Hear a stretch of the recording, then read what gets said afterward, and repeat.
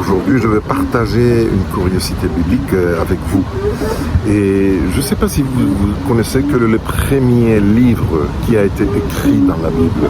La plupart vont dire oh, c'est le livre de la Genèse. Mais non, ça c'est le 12e. Le tout premier livre qui a été écrit dans la Bible, c'est le livre de Job.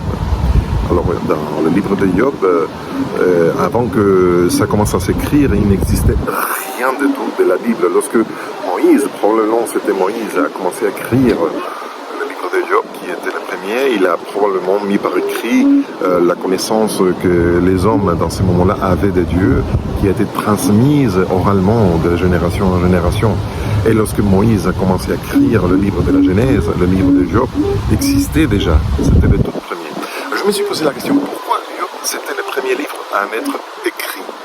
Alors, mais tu sais, il y a 66 livres dans la Bible, alors pourquoi cette urgence, le tout premier? Alors, lorsque tu vois quelqu'un qui souffre, qui est dans la détresse, et tu as plusieurs choses à lui dire, mais tu priorises.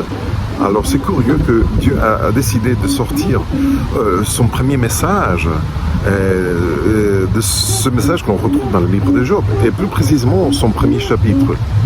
Et ces livres, ces chapitres répondent à la question que tout le monde se pose, même les non-croyants, lorsqu'on parle de Dieu, lorsqu'ils sachent que je les connais, que je suis pasteur, ils me disent, mais alors, s'il y a un Dieu, pourquoi la souffrance? Pourquoi? Et là, on retrouve le pourquoi qui est à l'origine de la souffrance. C'est pas du tout Dieu. Je t'invite à lire le livre de Job. Et le chapitre 1, le tout premier, c'est vraiment, intéressant parce qu'elle nous enseigne énormément des choses. Il là nous dit que Lucifer, un ancien ange qui a chuté, qui est devenu le diable, c'est lui qui est à l'origine de toute souffrance humaine. Et c'est intéressant parce que là nous apprenons aussi que Dieu connaît chacun de ses enfants, chacun de nous. Et en même temps, là nous dit que Dieu impose des limites au diable pour agir dans la vie de nous.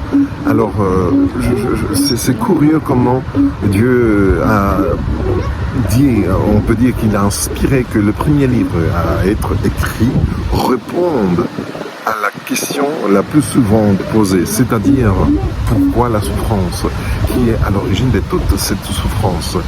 Alors oui, c'est Dieu qui nous illumine et qui nous donne cette connaissance à travers ces livres en disant c'est pas moi qui cause toute cette souffrance qu'il y a dans le monde, c'est pas moi qui impose cette détresse s'il y a quelqu'un d'autre. Mais quand même, c'est à moi d'imposer des limites, je ne peux pas tout empêcher.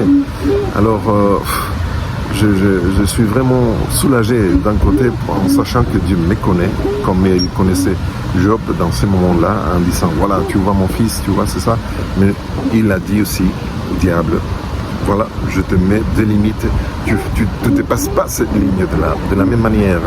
Dieu dit, tu ne dépasses pas cette ligne dans la vie et tu mets ton nom là-bas. Dieu se préoccupe pour toi, Dieu te connaît vraiment profondément.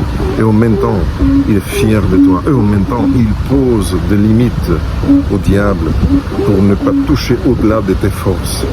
Oui, il y a des gens qui n'aiment pas lorsque je dis que Dieu filtre certaines souffrances et que c'est Dieu qui permet que certaines choses arrivent dans notre vie.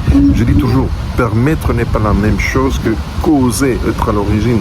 Dieu n'est pas à l'origine. Dans Job chapitre 1 nous explique ça parfaitement. Dieu n'est pas à l'origine, mais il vraiment filtre les choses qu'on ne peut pas supporter et ne le sera jamais. Cela nous arrive. Lis le livre de Job, je t'en prie, ça vaut vraiment la peine.